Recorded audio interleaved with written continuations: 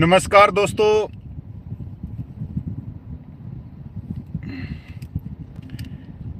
आज military service पे case की तारीख थी दिल्ली हाई कोर्ट में। आप लोगों ने बहुत सारे वीडियो देखे होंगे, पर उनमें से एक लौता ही ऐसा वीडियो होगा जो मेरा होगा, जो लाइव आप लोगों को देख रहा हूं और आप मेरे को सुन रहे हो। जैसे नीचे कमेंट आया हुआ है एमडी हुसैन का, सलाम अलैकुम जी, जय हिंद सर, वेस्ट चंपारण बिहार, जय जवान जय किसान। ये कोई बिहार से हैं एमडी हुसैन साहब, तो मैं आप लोगों को देख सकता हूं। इसके अलावा आप लोगों ने अभी तक जो यूट्यूब पर देखे होंगे वो कोट टाई वाले देखे होंगे, ऑफलाइन वीडियो देखे होंगे, पीछे स्कैनर चलते होंगे, आगे माइक होगा, सब कुछ होगा, मेरे से बड़े रैंक होंगे, सब कुछ होगा। मैं बहुत छोटे रैंक का, अगर वो मेरे से बड़े रैंक के हैं तो उनको आप लोगों की जो मांगे हैं या जो आप लोगों की विसंगतियां हैं, जो आप लोगों का भेदभाव है, असमानता है या आत्मसम्मान जो आप लोगों को नहीं मिल रहा है, जो न्याय नहीं मिल रहा है, उसके बारे में जीरो जीरो उनको नॉलेज है। मैं बड़े गर्व से कहता हूं कि इस बारे में और इन चीज़ों के बारे में मेरे को उनसे बहुत ज्ञान है, और ज्ञान मेरे को नहीं है, आप लोगों के आशीर्वाद से। आज आप लोगों ने मिलिट्री सर्विस पे के केस के बारे में सुना होगा दिल्ली हाई कोर्ट में। तो जैसे ही हमारे बहुत ही सम्मानित हैं, कोट टाई पहन के आते हैं यूट्यूबर कैप्टन लोकेंद्र जी, उन्होंने अपने वीडियो में बताया कि ऐसे ऐसे चीज़ें हुई हैं। और तो उन्होंने अपने वीडियो में ये भी साफ कर दिया कि 2 कमेटियां हैं जो दिल्ली हाई कोर्ट में केस लड़ रही, जो मैं पहले से बोल रहा हूं, जो आप लोगों को पता ही नहीं था आज तक, और उन्होंने आज बोला है। उसमें भी वो एक कमेटी को, वो कहते हैं ना इंजेक्शन लगाना, वो इंजेक्शन लगा रहे हैं। किसको इंजेक्शन लगा रहे हैं? वाइस ऑफ एक्स सर्विसमैन को, और एडीसी को बोल रहे कि एडीसी ने किसी से चंदा नहीं लिया। अब दोनों कमेटियों ने केस क्यों किया? दोनों कमेटियां किससे जुड़ी हुई हैं, ये भी सोचने की बात है। भाई कोई भी जुड़ सकता है, मेरा स्वतंत्र हूं, मैं कांग्रेस से जुड़ूं, बीजेपी से जुड़ूं या किसी चीज से जुड़ूं, मैं स्वतंत्र हूं। जैसे जिस तरह से आप स्वतंत्र हैं, तो वॉइस ऑफ एक्स सर्विसमैन जुड़ी हुई है बीजेपी से, क्योंकि 2019 में उनके अध्यक्ष ने टिकट मांगने के लिए, आप लोगों ने रामलीला ग्राउंड की रैली देखी होगी 12 मार्च की, या उसके बाद में अगस्त में हुई वो रैली देखी होगी। वहाँ पे हिमाचल के केंद्रीय मंत्री हैं अनुराग ठाकुर जी, उनके चचेरे भाई हैं, वो आए थे अशोक ठाकुर उनकी रैलियों में। अगर आप एडीसी को देखोगे, एडीसी का जो है तो उसके जो वकील हैं, एडीसी मतलब वकीलों वाली संस्था। वकीलों वाली संस्था कौन सी है? जो हमारे पूर्व सैनिक हैं, जिन्होंने देश की सेवा की है, आने के बाद में उन्होंने एलएलबी की है और फिर वकालत के क्षेत्र में वो अपने काम करे, वो आरएसएस से जुड़े हुए हैं और वो आज सरकारी वकील है। पहले जो केस किया 2018 में, वो किया वॉइस ऑफ एक्स सर्विसमैन ने।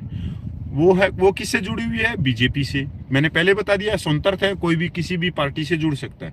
उसके बाद में उसके साथ साथ में किसने केस किया? एडीसी ने, उनके साथ में। एडीसी किससे जुड़ी हुई है? संघ से जुड़ी हुई है। आई बात अब समझ नहीं आई मेरे भाई, इतनी जल्दी आप लोगों को नहीं समझ में आएगी। अब एडीसी के वकील जो हैं वो सरकारी वकील हैं और वकालत कहां कर रहे हैं? एएफटी में।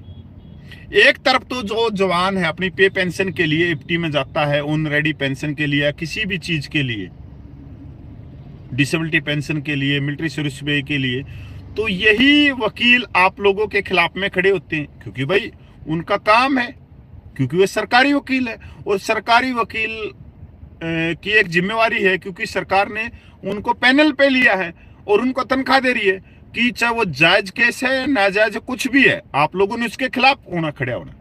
ये चीज मैं क्यों बोल रहा हूं? आप भी वकील हैं, कपिल फौजी भी वकील ही है। कदे कोई ये भाई सोच रहा हो कि नहीं है, तो ये वही मान सकते हैं जो है। वकालत की पढ़ाई हमने भी की है, कानून की पढ़ाई हमने भी की है, और जितना ये ज्ञान नहीं रखते उससे ज्यादा मैं ज्ञान रखता हूं। मैंने तो आज कानून की पढ़ाई की है, पर मैं कानून के क्षेत्र में 16 साल से संघर्ष कर रहा हूं। मैं 16 साल से बाबा भीमराव अंबेडकर के संविधान को जानता हूं। आज दिल्ली हाई कोर्ट में अगली तारीख 29 मई लग गई, 29 मई लग गई। कोट टाई वाले ने 1 मिनट लगाया, पेल दी। कोट टाई पहन के कैप्टन लोकेंद्र ने पेल दी वो वीडियो। अब कोई पूछने वाला हो, अरे भाई तो पिछले 10-12 साल से फौजी समाज को गुमराह कर रहा है, इंग्लिश के लेटर तू दिखा रहा है और उनकी हिंदी बना रहा है। तेरी पहली बात तो हिंदी ही गलत है, उसका मैसेज कुछ और है इंग्लिश मैसेज का, और तू बता कुछ और रहा है। पहले तू वो सीख ले। आज तू कह रहा है कि ऐसे हो गया, ऐसे हो गया। पहली बार ये हुआ कि ये दोनों जो कमेटी हैं, जो एक दूसरे को कभी भी आंखों से नहीं देखना पसंद करती, वॉइस ऑफ एक्स सर्विसमैन और एडीसी, और कभी भी आज तक का इतिहास है इन दोनों के प्रधान आमने सामने नहीं आए। पर आज क्या हुआ, दिल्ली हाई कोर्ट में एक तरफ तो खड़े हमारे राजीव बैल जी और एक तरफ खड़े एडीसी के एडवोकेट शीशराम यादव जी।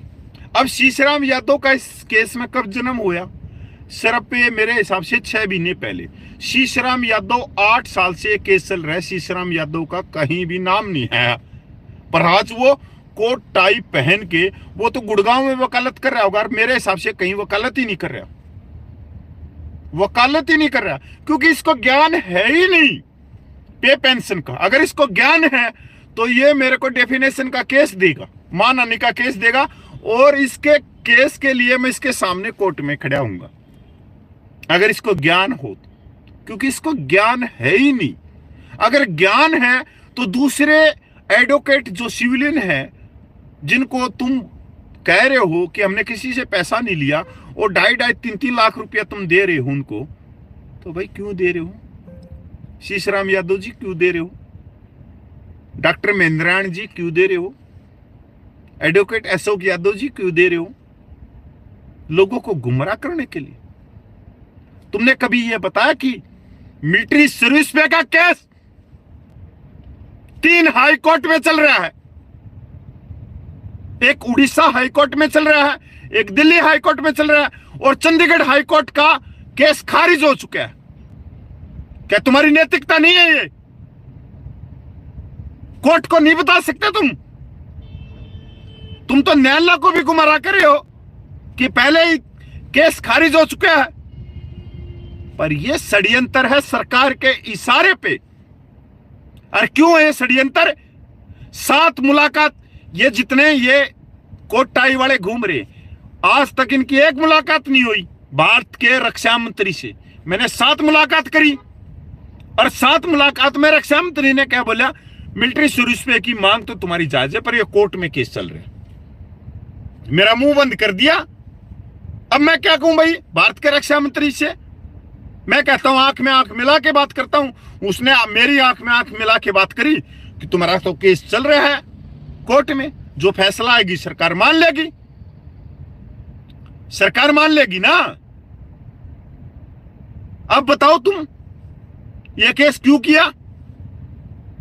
पे कमीशन के ऊपर हाई कोर्ट और सुप्रीम कोर्ट के इतने जजमेंट आए हुए हैं जो खारिज किए गए। 8 साल से मिलिट्री सर्विस पे का केस चल रहा है। 2026 के जनवरी 2026 में 8वां पे कमीशन आ जाएगा, ऑटोमेटिक केस पीछे हो जाएगा। अब बचे कितने? 18 महीने बचे हुए हैं 2026 आने में।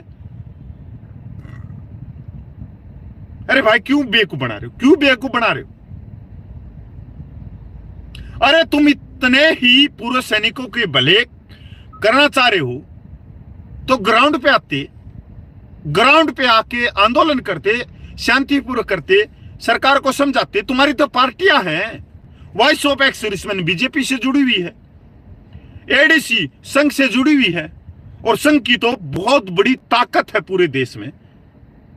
अगर संघ चाहता तो मिलिट्री सर्विस पे कभी की बहाल हो जाती, कब की मिल जाती। कोर्ट कचहरी के चक्कर तो हमने काटने नहीं पड़ते। पर आम पूर्व सैनिक इस बात को समझ नहीं पाएगा।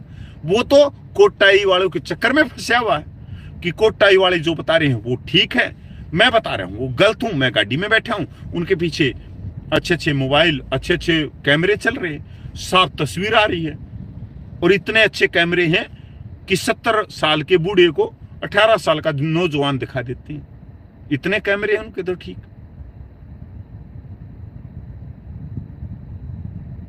और मान लो हाईकोर्ट से फैसला आ भी गया, मैंने सुबह ही बताया था इस बात, क्या सरकार सरकार को आप समझते हो कि सर्विस पर्सन को 10,300 रुपये देने पड़ेंगे। सर्विस पर्सन को 10,300 रुपये देने पड़ेंगे, क्योंकि वो 5200 रुपये पहले से ले रहा है, और गुणा 18 लाख। और जो पेंशनर हैं वो जो ले रहे हैं वो 2600 रुपये ले रहे हैं। अगर 15,500 का जजमेंट आता है तो पूर्व सैनिक 28 लाख पूर्व सैनिकों को 5150 रुपये देने पड़ेंगे।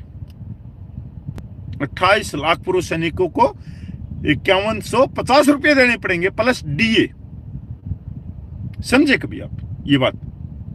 और जबकि एक हाई कोर्ट से ये केस खारिज हो चुका है, और एक हाई कोर्ट से ये केस खारिज जो हो चुका है तो ये जाना था सुप्रीम कोर्ट में। हम दूसरे हाई कोर्ट में पूछ गए, अब दोनों हाई कोर्ट पैनल में हो गए, 2 हाई कोर्ट पैनल में हो गए। सरकार ने वहां पे उस जजमेंट को भी लगा दिया, और वित्त मंत्रालय ने वो रिपोर्ट भी लगा दी इससे कितना खर्चा है। अब जब सरकार की जेब में ही 10 रुपया होगा तो भाई मेरे हिसाब से जो संविधान के जो रूप है, न्यायपालिका, कार्यपालिका, विधायिका, वो सरकार के काम में हस्तक्षेप नहीं कर सकती कि आपकी जेब में 10 रुपया है तो आप 22 रुपया दे दो। देंगे कहां से? एक सिंपल सा उदाहरण है कि आपकी जेब के अंदर 10 रुपया है, जो मेरे को देख रहे हैं यहाँ पे, और मैं कहूं कि नहीं तुम 22 रुपया दो, आप तो 10 रुपया लेके खड़े हो जाओगे हाथ में कि मेरी जेब में नहीं है। चाहे आप मेरे कुर्ते में देखो, मेरी पैंट में देखो, कोई सी भी जेब में देखो, कहीं भी देखो।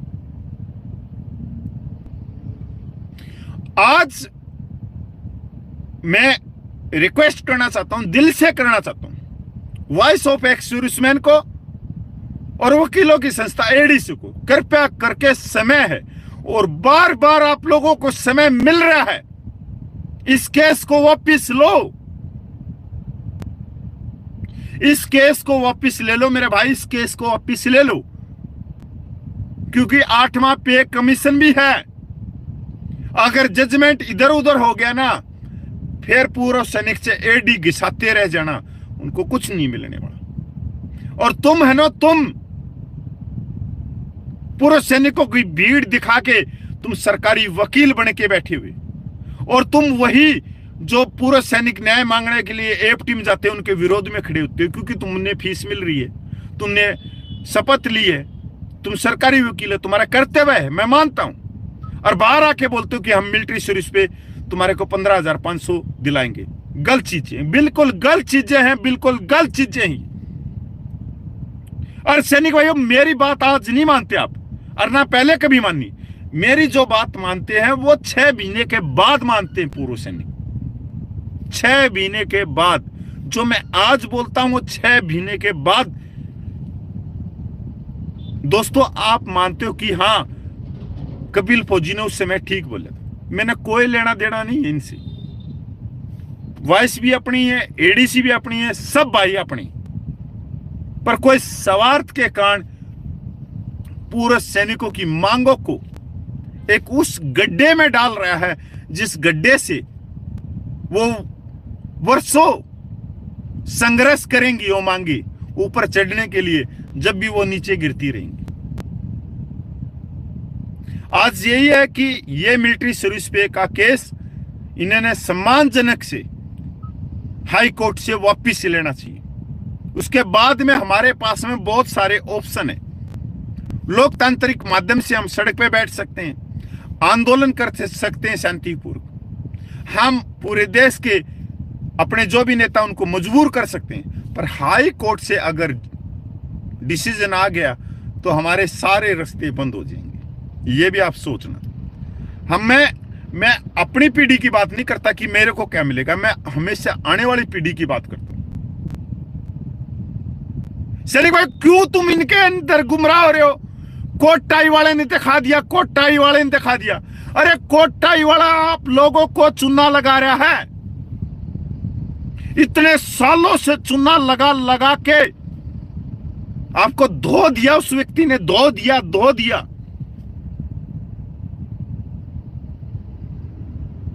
बिल्कुल धो दिया आप लोगों को, और फिर भी आप नहीं मानने के लिए तैयार हो, तो भाई मैं कुछ नहीं कह सकता इसमें।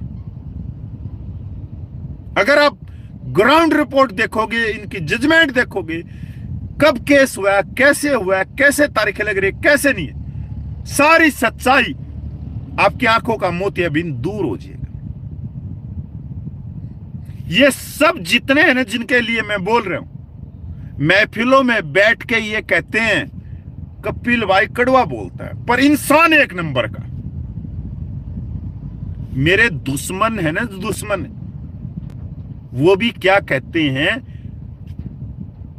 कि कपिल फौजी एक नंबर का इंसान, मतलब मेरे नाम की वो प्रतिज्ञा लेते हैं, पर वो कड़वा बोलता है, पर सच बोलता है। मैं कड़वा भी बोलूंगा, सच भी बोलूंगा, और फिर भी मेरे भाई जो भी है अपनी अंतरात्मा की आवाज सुन के कहते हैं कि कपिल एक नंबर का इंसान है। ये सच्चाई है, जबकि सबको मालूम है कि मेरे दुश्मन कितने, मेरे को किस तरह से वो व्यक्ति देखते हैं। भाइयों, आपकी महफिलों में मिले होंगे बहुत सारे जो मेरे को गाली देने वाले, पर एक बात तो वो कहते हैं कि कपिल एक नंबर का इंसान है और हमेशा सच बोलता है और सच दिखाता है। क्यों? क्योंकि हमने सच कमाया है, आप लोगों के माध्यम से कमाया हमने। तो मैं तो आज फिर अपने वीडियो को विराम देता हूं। मैं voice of ex serviceman ADC से मैं दरखास्त करता हूं, हाथ जोड़ के दरखास्त करता हूं, इसको वापस ले लो मेरे भाई, ले लो। मेरे पास में इसके बाद में कोई शब्द नहीं, क्योंकि कानून की पढ़ाई जितनी मैंने करी है, आप लोगों ने कानून की पढ़ाई नहीं करी है। आपने वकील करके उनको फीस दी है, पर मैं कानून की पढ़ाई मैंने की है। मैं जानता हूं क्या है क्या नहीं। मैंने समोसे नहीं खाए हैं मोटा पेट करके ना। मैं क्या बताऊं। जय हिंद, वंदे मातरम, जय भारत।